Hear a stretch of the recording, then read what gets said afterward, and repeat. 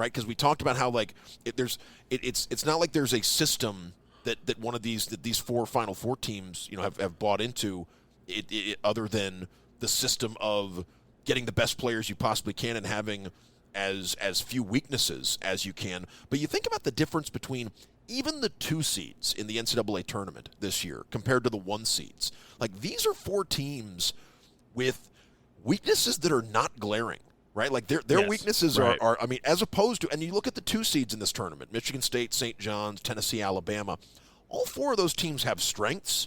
All 4 of those teams had pretty pronounced weaknesses, even for Right. 2 seeds. You look at the 4 teams that are at the 1 seed level in this tournament, the 4 teams that are in the Final Four, a big reason why, I mean, yes, they have obvious strengths, but I think the secret is none of these teams are easy to attack. Like, none of these teams Right. have a weakness that you can drill in on, other than it's and that is.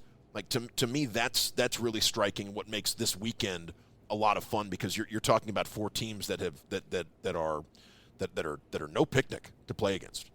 Yeah, I think it like a lot of basketball comes down to matchups, and then a lot of basketball comes down to who's just playing better on that day, right? Like, let's give, for example, Florida entered this tournament as the hottest team in the country. Florida entered this tournament as a lot of teams' national championship pick. Now, they still have obviously they made it this far. It's really, they've done everything they needed to do.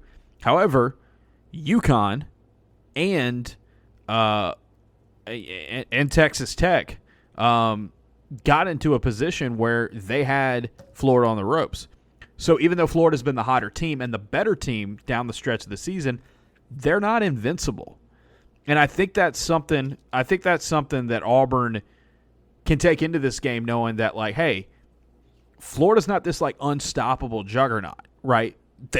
When they're good, they're really, really good. And they had to be really, really good in order to beat Texas Tech, in order to come back against UConn, in order to play from ahead against Maryland. So they're, and to have the SEC run that they did.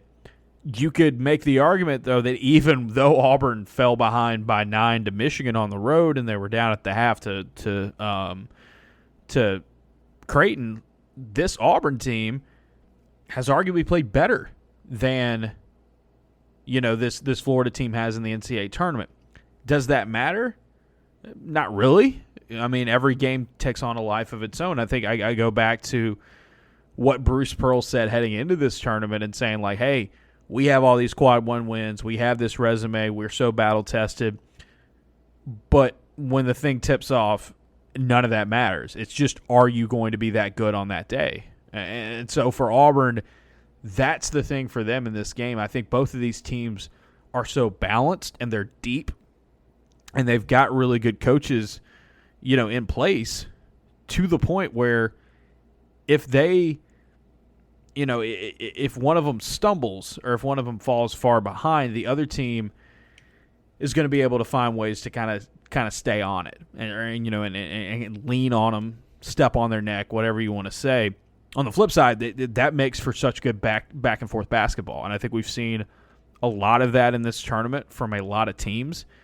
It's definitely going to have to be the case in this game, and the balance, I think, is crazy. I mean, like, look at the fact that on KenPom, the 4 teams that made the Final Four, not only are they the 4 number 1 seeds in this tournament, they're the only 4 teams in the country that can say they both have a top 10 offense and a top 10 defense. And, KenPom's not the be-all, end-all, but Florida number 2 and number 10 in offense and defense respectively, Auburn number 3 and number 8 in offense and defense respectively. I mean, respectively. Like that, these 2 teams are as close as it gets. They are only separated by 0.8 in net rating. Yes, Florida's got more wins. Yes, Florida, got the win in the head-to-head win in the regular season. But you also have to look at the fact that Auburn played the tougher schedule. Auburn won the SEC regular season title. They were the team that had a lot more of the momentum for most of the season, and I think Florida turned around and picked it up and got it there. And just the makeup of these teams. I mean, these are 2 teams that are incredibly